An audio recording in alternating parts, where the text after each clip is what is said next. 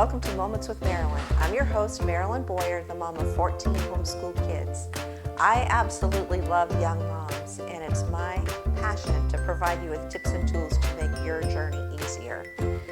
Today, we are going to continue our study on the book of Shepherding a Child's Heart by Tedd Tripp.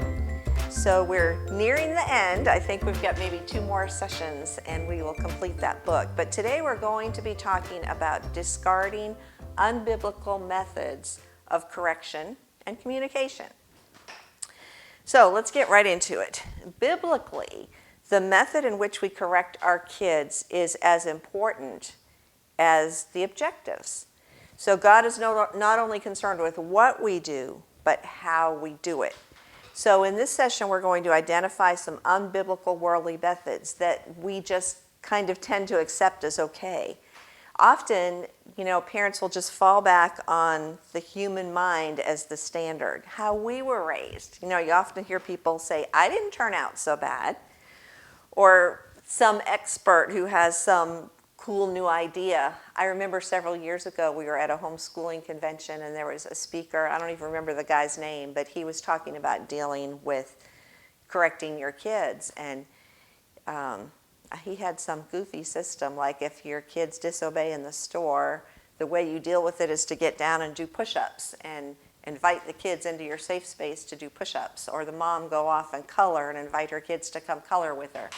But, we want to see what the Bible says and how the Bible says to deal with disobedience and correction. And it does tell us how. So we don't have to come up with some new crazy scheme for dealing with our kids' misbehavior. The Bible tells us how to do that. Many parents just never think about what to do. They just kind of holler and yell and kind of grow increasingly frustrated and default on what their parents did. That's very easy to do, not really evaluating if it was biblical or not. Sometimes you'll hear them even echoing their parents' tones and their words. Sometimes you'll even hear older kids in the family echoing the mom's tones and the words. And that's kind of normal. That's kind of natural. But we need to think about, is this a biblical way of handling disobedience or correction? Or we'll take pop psychology, bribery, making deals, use your power as an adult to offer bribes that encourage the behavior you desire. Your son won't clean his room, so you offer him money. And all you have to do is be creative enough to find a bribe that works with each one of your kids. But that's not how the Bible tells us to do it either. It will work to some degree, but it's not biblical. So we want to do what the Bible says. Or contracts. I remember another book years ago where you got together and had a family conference and you let the kids help make the rules and you committed to performing certain things and the child performing certain things. But again, God gives us a role as parents, and it's not to let our kids help make the rules, although you can always use their input. I'm not saying that. You should always get your kids' input on things, but ultimately you are the parent and you need to set the guidelines. The point of appeal in bribery and contracts is self-interest. It latches onto the evil in the child's heart and uses that as a motivation, and we don't want to do that. Your child, instead of being taught to look out for the interests of others, like Philippians 2:4 says, let each of you look out not only for your own interests, but also for the interests of others. So if we use methods like this, our child is not learning about being under authority because God is God and his parent is the agent for God. He's not learning godly character. He's not learning integrity, responsibility, orderliness. He's not dealing with the heart. Only the instances of misbehavior, which is behavior modification. And that's the world way of doing things. And that's, behavior modification. You reward good behavior in some tangible way, and you ignore or punish bad behavior. Praise is a good thing, and we should use it frequently, but not as rewards for normal responsibilities. Whatever modifies behavior inevitably trains the heart. So if you're rewarding the child for simple responsibilities, it's training the heart to greedy self-interest or obtaining rewards. The point of appeal, you're appealing to him on his greed. And it seems to work. You get the desired behavior usually, but you're feeding his lusts. For example, for an example of good behavior, you put your name in a jar. Bad behavior, you take your name out of a jar. At the end of the week, you draw names and the winner gets a present. The kids are learning to be selfish and to do things from impure motives. They learn how to gain parental approbation and therefore get a name in the jar. And they learn to become manipulators of the system. God does reward our obedience, and there is temporal blessing attached to obedience, but God calls us to obey him for the purpose of honoring him. God honors those who honor him. 1 Samuel 2:30 says, "Wherefore the Lord God of Israel saith, I said indeed that thy house and the house of thy father should walk before me forever. But now the Lord saith, Be it far from me, for them that honor me I will honor. And they that despise me shall be lightly esteemed." So the reason that we do what we do is to honor God. We are left here on earth to honor God, not to feed our desires, but to honor God. Another way that some parents deal with misbehavior is emotionalism. "Oh, it makes me feel bad when you act like that. You're hurting my feelings." Tedd Tripp tells of a little girl in the airport, and the mother actually left her. She warned her, "If you don't stop doing that, I'm going to leave." And she left her there all by herself in the airport. Or shame. I hate this. "Big boys don't cry. You're acting like a baby. What will others think of you?" That's not the motivation for why we do what we do, not what others think. And we don't want to shame our kids. We want to help them deal with what's going on in their heart and choose to honor God with their actions. Banishing the child to another room to sit in a chair facing the wall. No contact with the family. It's cruel and it's usually ineffective. The child isn't learning to understand his behavior biblically. Instead, they're learning to discern specific issues of the heart that behavior reflects, learning to avoid emotional privation. The heart is being trained, but not to know and love God. And that may end up that the child's driven by insecurity to please their parents, or they may rebel and distance themselves. Another invalid form of correction is punitive correction, trying to use the threat of punishment to control kids. And this takes many forms. Hitting the kids, yelling at the kids, privation of something they desire. You're attempting to keep them under control by a negative form of punishment. But the rod, and we'll talk about this more later, but the rod is the form of correction that's biblical. But it's God's method. We use the rod for direct disobedience. Either you tell the kids to do something and they say no, or you tell them not to do something and they do it. If our kids were disrespectful, we would have them change their tone of voice and go back to the person they were disrespectful to and speak respectfully. If they were irresponsible in their job, doing a job or whatever, we'd have them go back and do it responsibly. So we would not use the rod for things like that. We would just call them back and have them do it right. Grounding is another thing that a lot of parents do. It's very popular. Ground them from their bike or their phone or their TV or going somewhere. The problem with this is that none of those issues that cause the poor behavior for which he's grounded are being addressed. It's not designed to correct, but to punish. You're not having them deal with what was going on in their heart when they did the misbehavior. It doesn't address the issues of the heart. He learns to cope with grounding, but his character flaws are not addressed. He's not learning God's ways. He's not being taken to Christ, who can enable him to learn God's ways.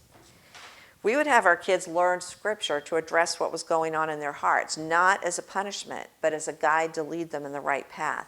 Nothing will change a child's heart but God's Word. It's a powerful two-edged sword. So just beware of attacking your kids with the Word. You don't want to do that, but you want to lovingly guide them into hiding it in their heart, where they can build up an arsenal for dealing with life's temptations. That's the goal. It's not punishment. It's equipping them to deal with life. You can even let your kids know you struggle with the same thing if you do. Help each other by quoting the Scriptures sometimes. God's word never returns void. But it has to be hidden in the heart first, so that's the first step. That's why in previous podcasts I've told you about us playing Bible CDs for our kids at night, and that was so effective in our kids' lives. You know, you might think it just distracts them from sleep, but it's training them to meditate on God's word and Scripture's promises to be successful in all we do if we meditate on his word. So it's not, you shouldn't think of it as, hey, this is keeping them awake. You should think of it as they're meditating on the word as they go to sleep at night. And that's more important than exactly what time they fall asleep. Eventually, when the kids meditate on the word, it goes way down to their heart and their behavior changes. Not to say they'll never struggle with that sin. Usually each person has a sin or two that so easily besets them. But you're building up their arsenal, which nobody can ever take from them. The word can never be taken from them. Teach them to be skillful in learning that God's word addresses all sins of the heart. God's word can mold new hearts one step at a time. God's word has the answer. Bathe your kids in the word. Tripp says grounding is an easy route for parents. They're frustrated, they don't know what to do, they feel like they need to deal with it somehow, but it doesn't address the heart biblically. Kids learn to cope, but not change. One other way is erratic confusion, no consistency. You know, the parent will draw from this source. They'll try something they heard on Facebook group or Google or a magazine article. And they're constantly changing how they deal with misbehavior. And the kids get confused. They don't know what mom and dad's standards are today. Is it different than it was yesterday? They don't know what mom and dad want. You know, it's almost better to pick one thing and stick with it. But biblically is the only effective way to change your kids' hearts. Remember, the heart determines behavior. If you address the heart biblically, their behavior will be impacted. For example, if your child's yelling at their sibling and you yell, "Stop yelling," you know, yelling isn't the real problem. The real problem is the anger or the bitterness in their heart that yelling expresses. So if you just get them to stop the yelling, your life is easier, but you're not helping them change their heart. Superficial parenting produces superficial kids who don't know what makes them tick. They drift through life, never understanding the internal struggles that drive their behavior patterns. Changing behavior without changing the heart trains the heart toward whatever you use as your means. If it's reward, the heart is trained to respond to reward. If it's approbation, the heart is trained to struggle for approval. When the experts tell you to find what works for each child, they're saying you must find the idols of each heart that will move the child. And that's not what we want to do. Addressing the heart unbiblically plays to the corruption of the heart as an idolater and provides him with functional idols around which to organize his life. If you only address behavior, you never get to the cross of Christ. It's impossible to get from preoccupation with behavior to the gospel. The gospel isn't a message about doing things, but being a new creature. God produces change from the inside out. Character development is pretty much ignored in behavior modification. Children learn not only to do expected tasks, but to make critical choices as responsible people and living in reverence for God. That's our goal. Instead of learning to jump through hoops to avoid your displeasure. They learn to make choices on expediency instead of principle, if you train this way. Another devastating consequence is it produces a distance between the parent and the child. Manipulation. They resent your attempts to control their behavior. It's kind of like a cat and mouse game with you, but communication's lost. And they learn as they grow to live independently of mom and dad. You know, God is concerned with the what of parenting, but also the how. So your methods and your goals should be complementary. You want kids to realize that life worth living is lived under the lordship of Jesus Christ, and your methods must show that same submission to the same Lord. A biblical approach involves two elements that you need to weed together. Rich, full communication is the first one, and the rod is the second one. Proverbs 23:13-19 says, "Do not hold back discipline from the child. Although you strike him with the rod, he will not die. My son, if your heart is wise, my own heart will be glad, and my inmost being will rejoice when your lips speak what is right. Do not let your heart envy sinners, but live in the fear of the Lord always. Surely there is a future, and your hope will not be cut off. Listen, my son, and be wise, and direct your heart in the way." Directing your heart. The rod must be coupled with the rich communication. God calls parents to act as his agents in child rearing. The emphasis on communication prohibits cold, tyrannical discipline. It provides a context in which the child can be known and learns to know himself. Communication, we need to remember, is dialogue, not monologue. We need to talk to our kids, but we also need to listen. Proverbs 18:2 says, "A fool finds no pleasure in understanding, but delights in airing his own opinions." This applies to us as parents. He who answers before listening, that is folly and shame. And sometimes, I know it's so hard to listen. The kids come and they want to tell you about their dream, and it goes on and on and on. And, instead of saying, okay, get it over with, it's not important anyway, you need to listen to them. You need to take the time to listen to what's going on in their heart and how they're thinking about what's going on in their heart. It's slow, sometimes it's deliberate, it takes time. Sometimes you're busy and you're not really listening, but your kids eventually learn that you don't think they're important or you're not interested in them. And that's happened to me, many times, where you're just busy, you're involved in something else, and you're but you're not really listening. So you need to put down what you're doing and listen. If you really can't at that time, then you need to let them know, you know what, I want to talk this over with you. Let's choose a time when works for both of us to talk this over.